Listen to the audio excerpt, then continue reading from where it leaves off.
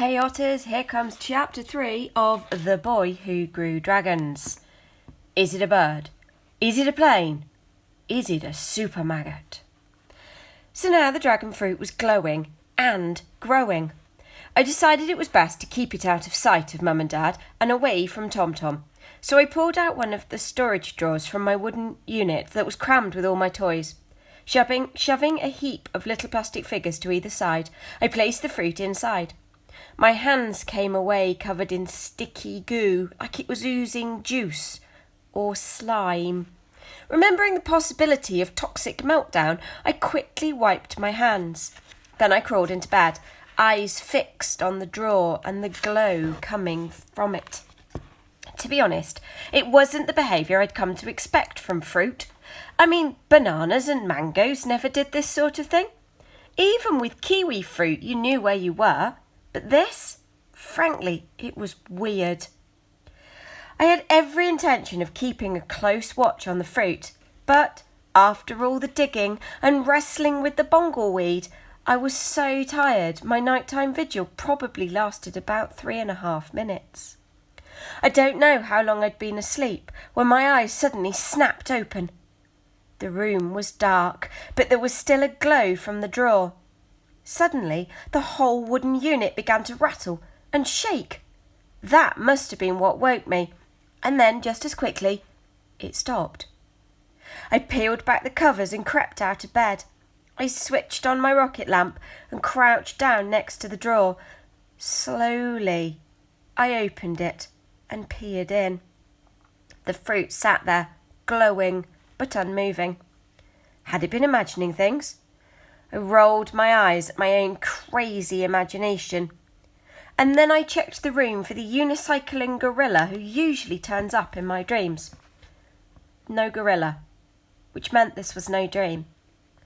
I turned back to the fruit and then jumped in alarm as it began to move, shaking the drawer again, and this time I clearly saw one side of it bulge. It was as if something was trying to burst out. The skin stretched and the spiky leaves stuck out as the bulge moved under the surface. I thought of the worm I'd once found in a pear from Grandad's garden. What if it was some kind of monstrous maggot squirming its way out of the dragon fruit? The thing twisted and writhed and pushed. I started to back away. There was no way I wanted a mutant maggot launching at my face. But as I took another step, I tumbled over King Kong and came crashing to the floor. I kept my eyes fixed on the still rattling drawer, and then there was an almighty pop! Like a cork from a bottle, something shot over my head. A spray of messy pulp and little black seeds covered the floor and sprattered my trouser leg. For a second I just lay there, eyes pinned wide open. Then I heard scratching and a noise like someone striking a match. I spun around, eyes scanning the floor to see where the maggot, or whatever it was, had landed. But all I could see were toys I hadn't put away. There was a scratching sound again, like the fizzle of a match igniting. Whatever was making the sound was behind my beanbag. The match struck for a third time. I edged closer, keeping my eyes firmly on the mound of beanbag. As I bent towards it, one edge moved. There was something wriggling underneath, trying to squirm its way out. Where was Tom Tom when I needed him? He'd left enough sad little critters on my carpet over the years as presents. He'd definitely know what to do with some kind of mutant fizzing worm. My heart was hammering in my chest. I'd have run a mile, but if I took my eyes off it, it might slink away and then I'd have to go back to bed knowing it could be somewhere in the room with me. I grabbed a mug from the desk and stood up, ready to trap whatever it was. Slowly and very, very gingerly, I lifted the corner of the beanbag. Every bit of me was poised, ready to jump out of my skin if the thing came shooting out at me. I lifted the beanbag higher, millimetre by millimetre, until I saw it lying curled underneath.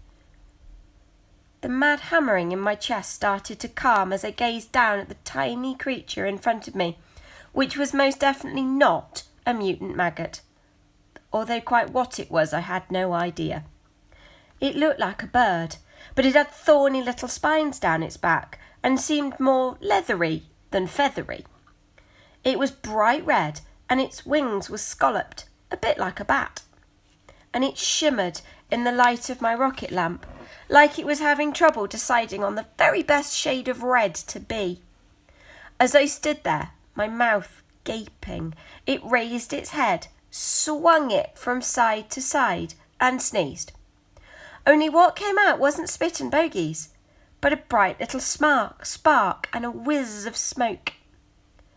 And that's when my brain woke up and I knew, for sure and no messing, that what was nestled in my Batman dressing gown, scratching its claws across Robin's head as it hopped from foot to foot to foot, was an actual dragon.